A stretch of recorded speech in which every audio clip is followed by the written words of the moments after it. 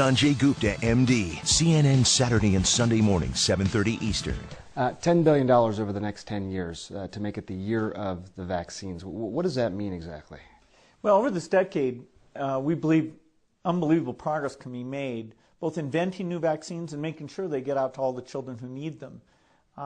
We could cut the number of children who die every year from about 9 million to half of that if we have success on it. And the benefits there in terms of reducing sickness, reducing the population growth, it really allows the society a chance to take care of itself once you've made that intervention. There's been a lot of scrutiny of vaccines recently, specifically childhood vaccines. There's been a lot of news about, is there a connection with autism, for example? What do you make of all that? Dr. Wakefield wrote a paper about this saying that he thought there was a connection. And there was lower vaccination rates as a result for a period of time in Britain than the United States. What are your thoughts? Well, Dr. Wakefield has been shown used absolutely fraudulent data. He had a financial interest in some lawsuits. He created a fake paper. The journal allowed it to run. All the other studies were done, showed no connection whatsoever, again and again and again. And so it's an absolute lie that has killed thousands of kids, because the mothers who heard that lie, many of them didn't have their kids take either pertussis or measles vaccine, and their children are dead today. And so, the people who go and engage in those anti-vaccine efforts, they kill children. It's a very sad thing, because these vaccines are important. Developing the vaccines, the scientific research that goes into that, obviously one thing, and then distributing things even after they've been created. Someone said to me once that even if the cure for HIV/AIDS came in the form of a clean glass of water, we still wouldn't get rid of AIDS in the world because of actually distributing some of these things. How do you address a challenge like that, no matter the money? Well, there are fantastic ways of getting vaccines out. That's a system that's been built up over the years. In the case of smallpox, they just used a vaccine and they eradicated the disease all the way back in 1979. We cover about 75% of the world's children with the vaccines. All you're doing is gathering women for the villages, getting them the vaccine and asking them to go around and find the children. And then you pay other people who are independent to come in, look at the children, survey, see what the coverage rate is. You also have clear indicators. Measles will always show you if somebody's not doing a good job on vaccination, kids will start dying of measles. And so we know when we spend money that the group we've asked to go do that vaccination, they've delivered. You've talked about smallpox sort of being a little bit of a model in terms of proof of principle that it can be done. D.A. Henderson, Donald Henderson, who was with the World Health Organization at the time this was done, has said, look, when you talk about polio, is this more of a movement rather than a public health initiative using objective evidence?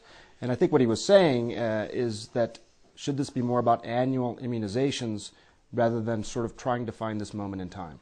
Well, when you talk to mothers whose children are paralyzed, I think no matter what you label it, it should be about getting rid of this evil disease. I don't think there's any philosophy that suggests having polio is a good thing.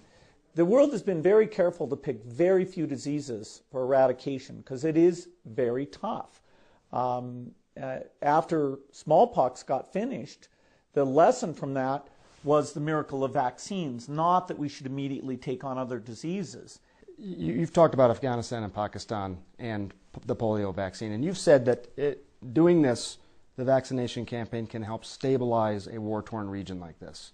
What you're seeing is that the density in the poor areas is greater than they can grow the food, greater than they can educate, greater than they can provide the jobs. So you create these hot spots of instability. So even if all you care about is national security, these health things are a very cheap way to make sure you're not going to have turmoil that eventually would affect the whole world. Is there a diplomatic part of this? I mean, the fact that your foundation, other organizations in partnership are doing this, is that part of it? The general idea of the rich helping the poor, I think, is important. That your sense of justice says, why should rich kids who barely get these diseases and almost never die of them, why should they get the vaccines where poor kids who actually do die of these diseases don't get those things? It's a unbelievable inequity that there isn't that access. And it's been 15 years usually between when rich kids get vaccines and poor kids do. There was an article about concerns about corruption and fraud with regard to the Global Fund. Do you expect just to have a certain amount of corruption and fraud? Just say, you know what, to do the work that we do, we have to expect and accept a certain amount of that? Well, the Global Fund does a fantastic job. They've seen typically about 3 or 4% of the money they spend not be applied properly. So yes, you're going to have some, but it's fine. This is saving lives for well less than 1% of what you would spend in the rich world. And if you think lives are created equal, this says that, well, are they at least worth 1%? By and large, it's the one health intervention that can get to everyone. And fortunately, even though it's a few percent of the cost of most health things, over half of the lives saved by medicine come from vaccination. In fact, it's so simple, people often forget what a big deal this is. The 2 million people who'd be dying of smallpox now, they don't think, wow, I'm alive because of vaccination. But that's the case.